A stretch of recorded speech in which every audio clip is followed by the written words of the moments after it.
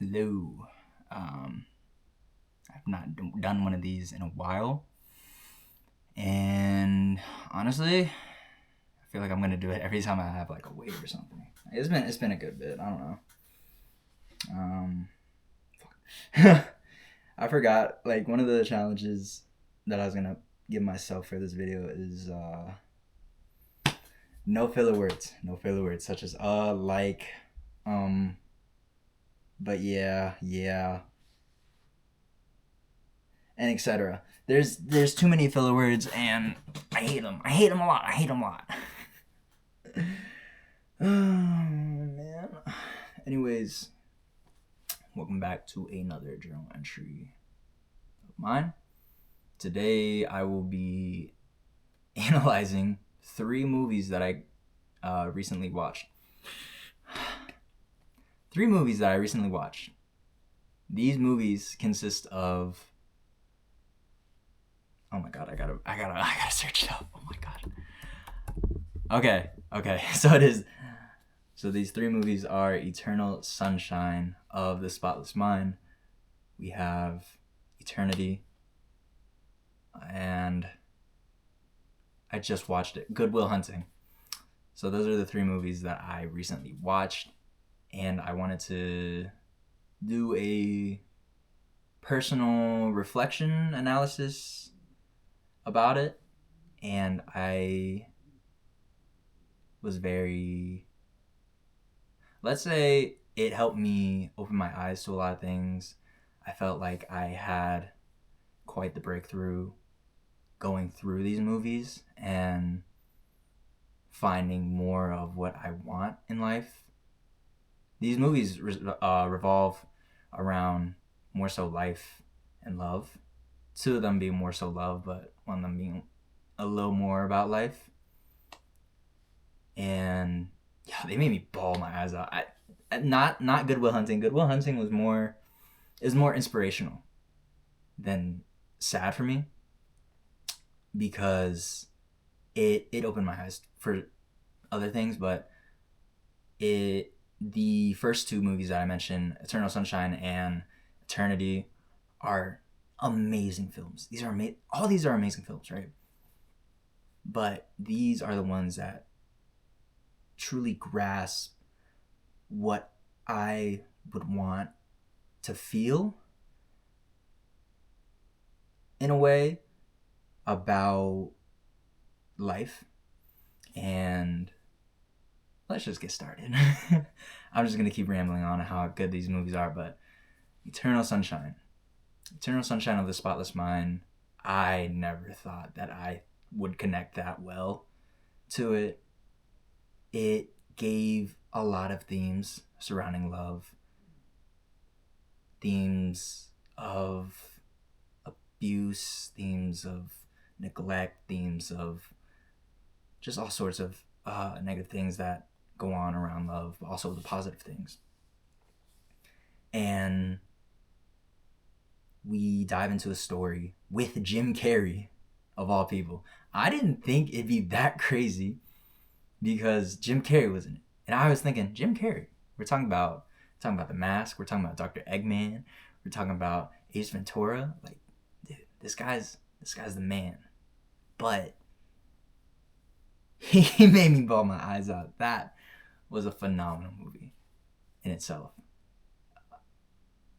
Eternal Sunshine truly grasps grief, in my opinion, because there's so many scenes that depict the grief of a loved one, and it doesn't even have to be death. It could just be a breakup and everything. But I really resonated with how that played out. And we follow Jim Carrey's. Oh my god, I gotta remember what their names are, to be honest. Oh my gosh, all I know is Jim Carrey and Kate Winslet. Joel, right?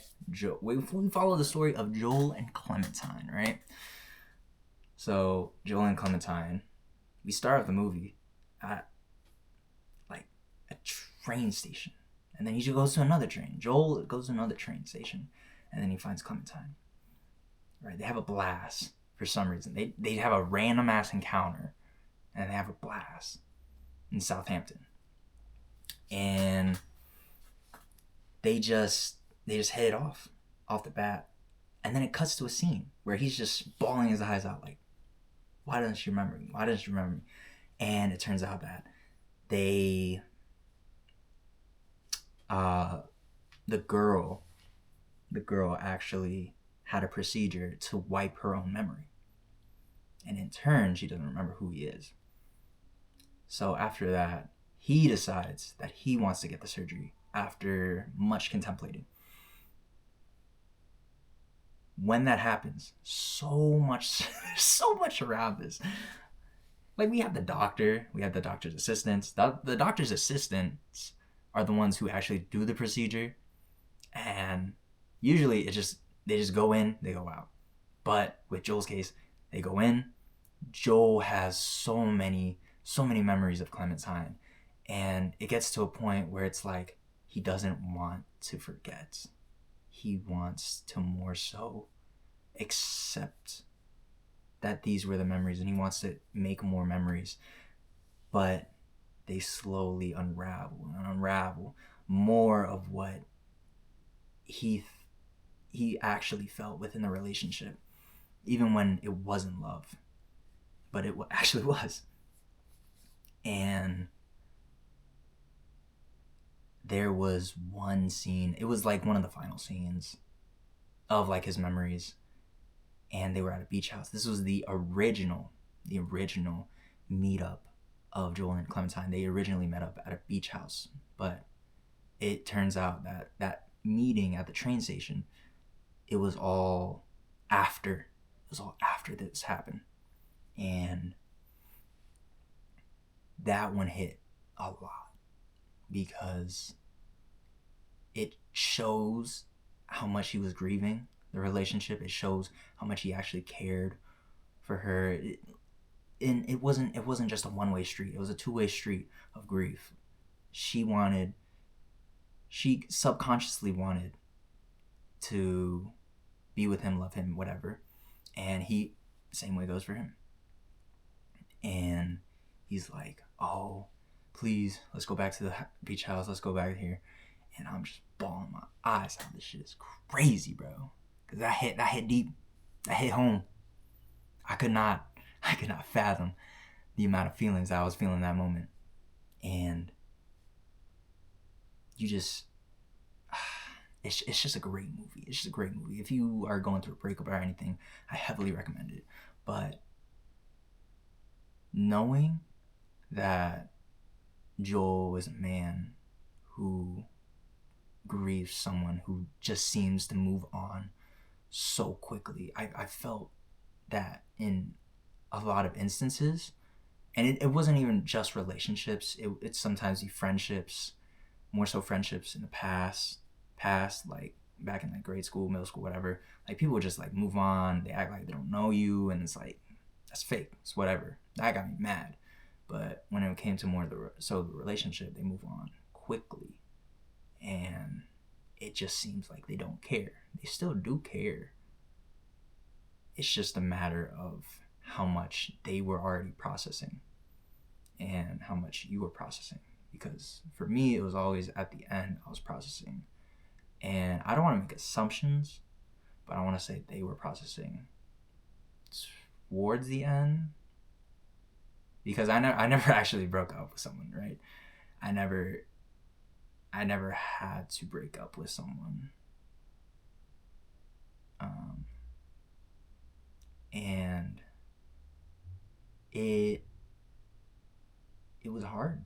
It was really hard to really go through all that. And I've gone through it multiple times. It's like, she left, and then she left, and I don't know. I had two exes who I've never seen. I had one situationship, and it was just phenomenal. Great. It was great. Obviously, but that's why I'm making these videos. But yeah, I just see myself in Joel's shoes. Like, it's all about the memories that we make with that person that truly grasped us. And now we just want it back. Now we want everything back. But it's all about moving forward, right? It's all about moving forward in what you have, in what you have around you, what you have inside of you, right? You might be heartbroken now, but in the future you might be more happy, more accepting of everything else around you, because you can't change. You can't truly change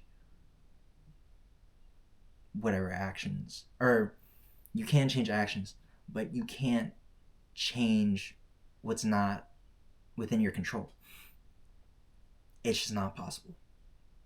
But you can change how you react and how you act. Simple as that. Yeah. I guess that's my analysis for that film. But going on to the next film, we're going to be talking about Eternity. Eternity is a movie about this couple, and now I got I know one of them's Luke. I don't remember the other ones. It's an A24 film. Absolutely phenomenal. I'm just gonna keep spamming these same words. All right.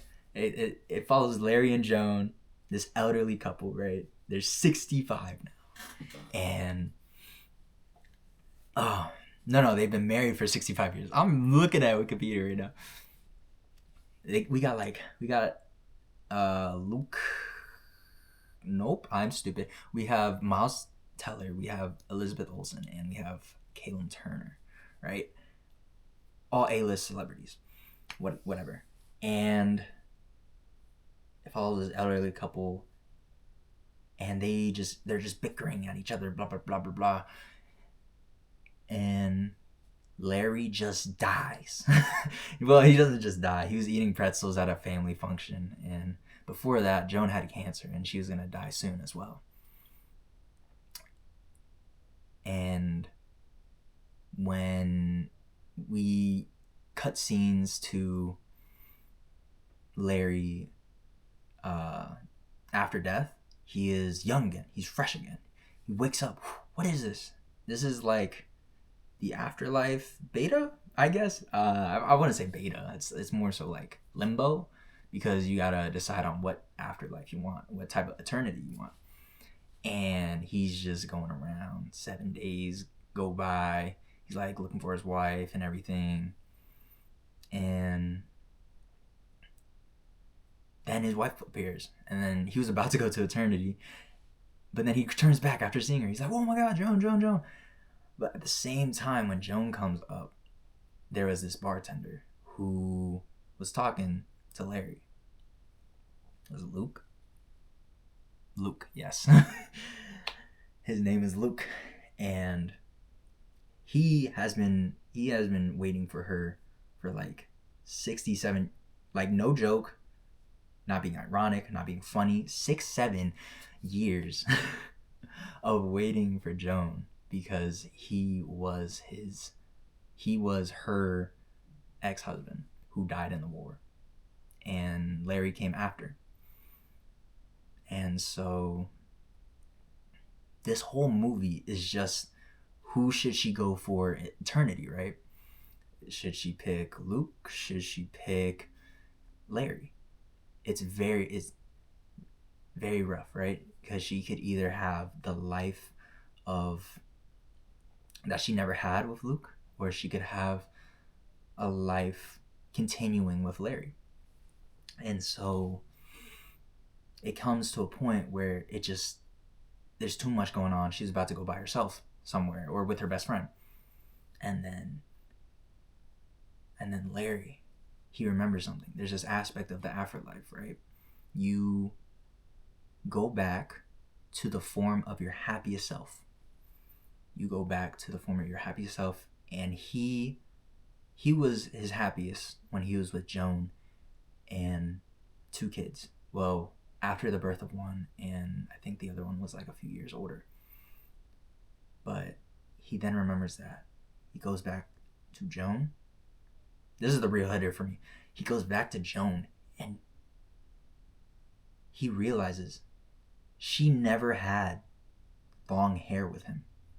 She never had this like long luscious hair because she cut it after Luke died, because she was grieving, and she just kept that. She kept the bob or whatever for the rest of her life until she died.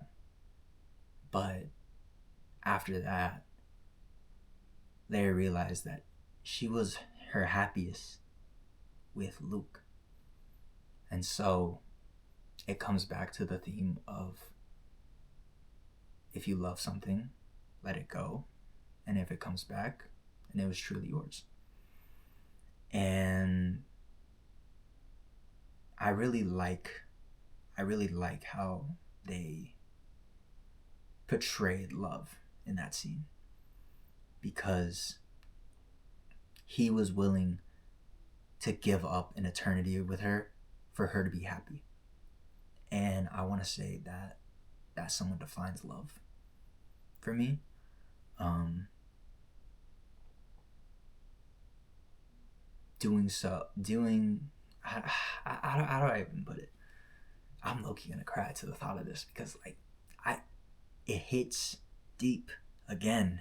It hits deep again, because you really think about it. It's like, I've always felt like that. I've always felt that I was second place. I've always felt like I was never going to be the final choice, or never going to be the first choice of any girl or any woman. And I'm coming to terms with that. I'm slowly coming to terms that, you know what? It could possibly not work out, and I should be fine with that. And I should be okay with that. Right? Because life isn't about chasing like after a woman, isn't about, you know, having like definitively having a wife, kids, whatever, having the whole shebang. No, it's about living. It's about experiences. It's about memories. And whether they were good or bad, you get lessons out of all of them. And it really put more perspective into how I've thought about people leaving me. And it's like, I just wasn't meant for them. I won't be the one for that specific person. Maybe the next person, maybe not. And that is okay. And he still loved her. She went back to her first husband, and she hated it. She kind of hated it, because she's thinking about Larry the whole fucking time. And came to a point where she escaped the eternity. And look who's at the bar. It's Larry. He's the new bartender. And then they run off to one of the closed off eternities, I guess. So, but that really put more perspective. It gave me more of a breakthrough of how I should act with intention, how I should love someone, how I should really think about what I should do in accordance to the other person. Because believe me, being a hopeless person for like the longest time is just, it's given me a lot of false hope. It's given me a lot of false hope. I don't want to say false happiness, because I was happy with these girls. I was happy with like either like a talking stage or like dating them or like whatever. But just false reality, I guess. I'm not too sure. I guess false emotions, because infatuation, false hope and infatuation, right? And it came to me very abruptly during that scene, and it just goes back to everything that I've went through, and I'm like, you should just let go. accept it, just move on. Except like it continues that theme, I guess. Great movie though. Eternity. Is it above Oppenheimer? Nah, bro. I can't put it above Oppenheimer. Oh my gosh. But the third movie, we're gonna move on to the third movie, Good Will Hunting. Now this follows Matt Damon. And I gotta always do this, bro. Good Will Hunting. I like how I just give a synopsis of the film, and then I just like put in my 2 cents. I just put in like, oh, like this relates to me. This feels like a high school discussion. It feels like a Socratic seminar again, but on my own accords. I'm just talking, bro. I'm just yapping, bro. You stayed. If you're here and you stayed, thank you. All right, so his name's Will Hunting. I'm so stupid, but yeah, it follows a guy named Will Hunting, and he's a janitor at MIT. And there's this professor who puts out this theorem, right? And someone has to prove it. And they will be honored or whatever. Will just does it. He does it, doesn't say anything, dips, go gets a beer with his friends, and then the professor's like, who the fuck did this? Who the fuck did this? And then he puts up a second theorem. And then Will sees it, he's like, huh. This time he gets caught. And then the professor's like, yo, what are you doing?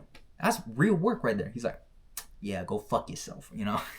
I just remember this because I literally just watched this movie like 2 days ago.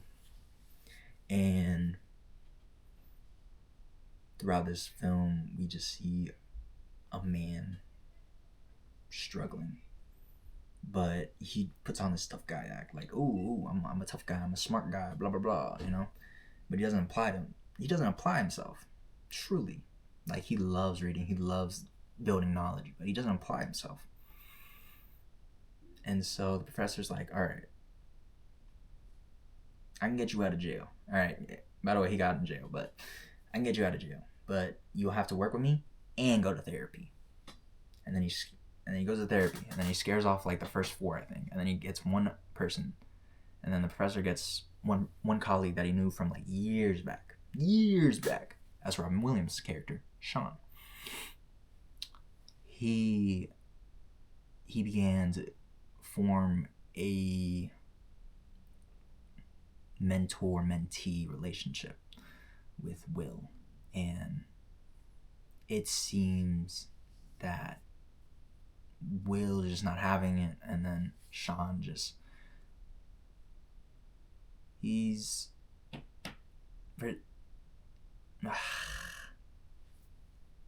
Will is not having it. He's giving these false stories again, but this time Sean tries to counter back with other questions, and it just gets Will thinking like, huh, okay, this didn't break him. And then Will brings up a lot of things surrounding him, and then a lot of knowledge from all the books, and it comes to a point where he tries to emotionally manipulate him into breaking again. But this time he did outburst. Sean had an outburst like, I will fucking kill you if you bring up my wife again. Because he brought up his wife, sorry.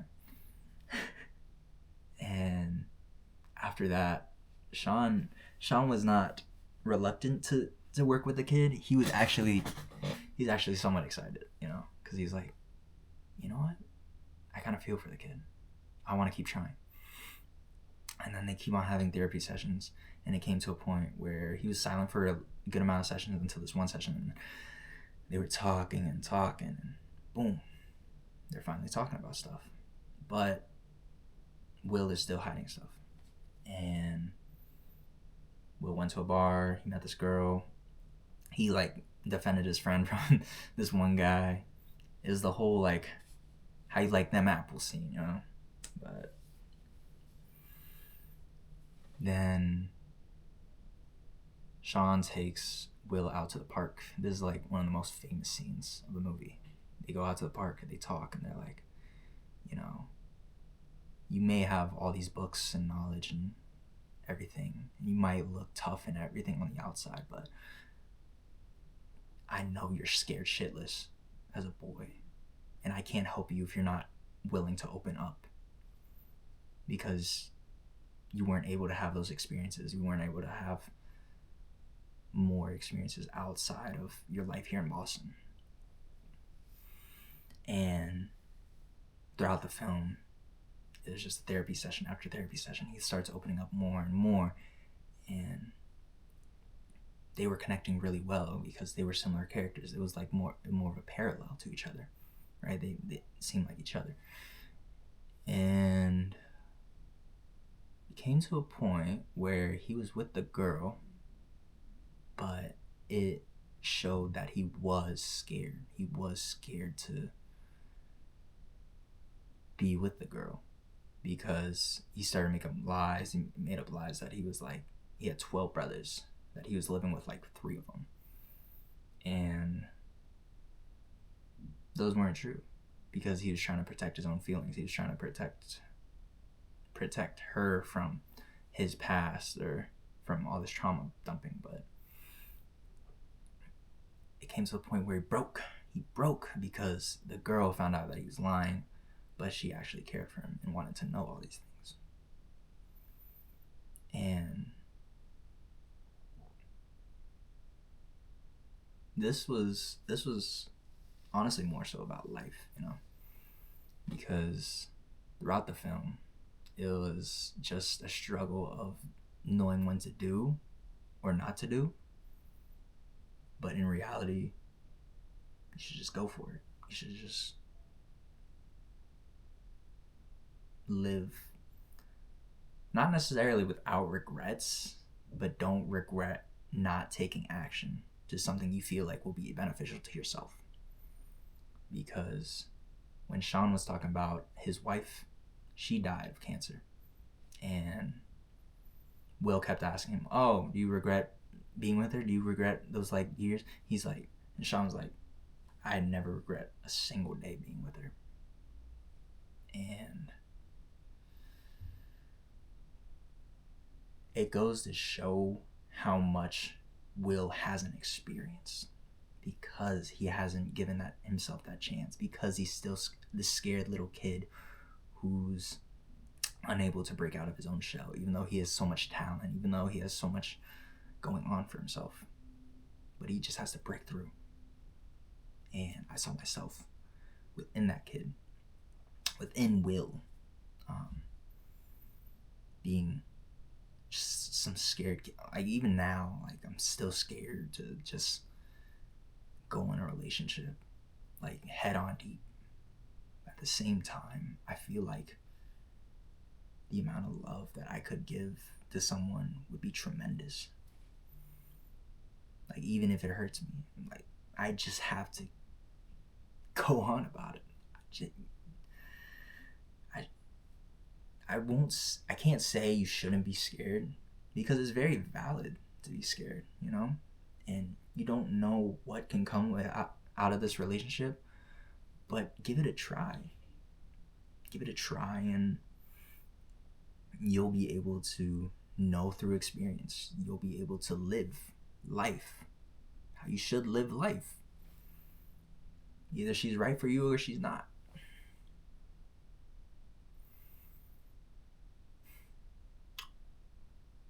I just found myself in Will's position a lot, especially last year, right? But like last year, I was kind of just shooting just to shoot. At this point, I was just shooting just to shoot. So, but I've kind of steadily cranked it back in and was like, you know what? I really shouldn't be in something if I don't think I'm truly ready. And honestly, I don't think anyone's truly ready for a relationship if they say so, right? Oh, I'll do this when I'm truly ready. Oh, no. You can grow. You can grow either without or within a relationship, right? If you don't want to be in a relationship, don't be in a relationship. If you do, then reflect on yourself first, and maybe you'll find someone. Right? It's just, it's up in the air. It is very up in the air. But yeah, Good Will Hunting, great movie. If you want more perspective on life. But I wanted to just talk about those 3 movies. I've watched them recently, and they're great. They're a great watch. I'll probably watch... I don't even know what I'll watch next. Maybe Blade Runner? Maybe whatever's free on YouTube? Because I have YouTube Premium. Yeah. Hope you enjoy my yap session, but I will catch you in the next one. Peace.